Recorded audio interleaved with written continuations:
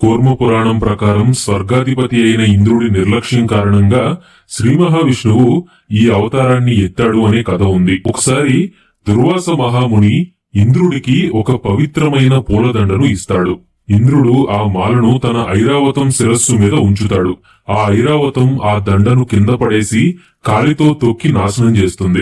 ఇది తెలుసుకున్న దుర్వాస మహాముని ఆగ్రహించి దేవతలందరూ తమ శక్తిని కోల్పోతారు అని శపిస్తాడు. ఆ శాపం వల్ల దేవతలు తమ శక్తిని కోల్పోయి క్షీణిస్తారు. ఆ సమయంలో రాక్షసులు దేవతల్ని సులువుగా ఓడించి పారిపోయేలాగా చేస్తారు. దేవతలకు ఏం చేయాలో తెలియక వెంటనే శ్రీ మహావిష్ణువుని వేడుకుంటారు. అప్పుడు శ్రీ మహావిష్ణువు దేవతల్ని సమాధానపరిచి పాల కడలిలో పవిత్ర మూలికల్ని వేసి పూజించి ఆ తరువాత మందర పర్వతాన్ని కవ్వంలాగా, వాసుకి పాముని తాడులాగా ఉపయోగించి పాల సముద్రాన్ని అమృతం కోసం చిలకమని సలహా ఇస్తాడు. అయితే శక్తిని కోల్పోయి క్షీణించినటువంటి దేవతల బలం సముద్రాన్ని చిలకడానికి సరిపోదు. అప్పుడు ఏం చెయ్యాలో తెలియక మళ్లీ మహావిష్ణువును సలహా కోరగా రాక్షసుల సహాయాన్ని తీసుకోమని సలహా ఇస్తాడు. ఆ విధంగా ఒకవైపు దేవతలు, మరోవైపు రాక్షసులు వచ్చి మందర పర్వతంతో పాల సముద్రాన్ని చిలకబోతారు. అయితే ఆ మందర పర్వతం సముద్రం అడుగున కూరుకుపోయి చిలకడం సాధ్యపడదు. అప్పుడు శ్రీ మహావిష్ణువు అందరికీ అభయమిచ్చి కూర్మావతారంలో సముద్రం అడుగు భాగాన ఉండి మందర పర్వతాన్ని తన మీద ఉంచుకుని చిలకడానికి అనువుగా నిలబెడతాడు. అప్పుడు దేవతలు వాసుకి తోకను, రాక్షసులు వాసుకి తలను పట్టుకుని చిలకడం ప్రారంభిస్తారు.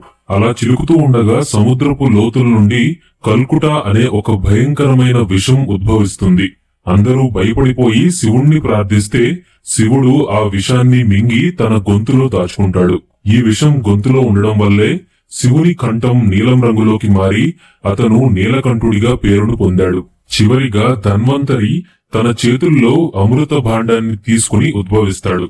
రాక్షసులు ఆనందంతో ఆ భాండాన్ని తీసుకుని తమ లోకానికి బయలుదేరతారు. అప్పుడు శ్రీ మహావిష్ణువు వెంటనే ఒక అందమైన స్త్రీ రూపాన్ని ధరించి రాక్షసులకి కనిపిస్తాడు.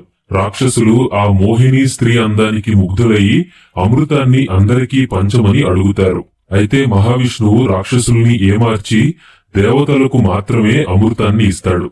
దీన్ని రాక్షసులు తెలుసుకోలేకపోతారు. ఈ విధంగా దేవతలకు అమృతాన్ని పంచి వారి శక్తి పెరిగేలాగా చేస్తాడు. పూర్తిగా శక్తివంతులైన దేవతలు వెంటనే రాక్షసులతో యుద్ధం చేసి తిరిగి స్వర్గం మీద ఆధిపత్యాన్ని సంపాదిస్తారు. ఈ విధంగా శ్రీ మహావిష్ణువు కూర్మావతారంలో వచ్చి దేవతలకు సహాయం చేసి వారి చేతుల్లో రాక్షసులు ఓడిపోయేలాగా చేసి లోక కళ్యాణాన్ని జరిపిస్తాడు.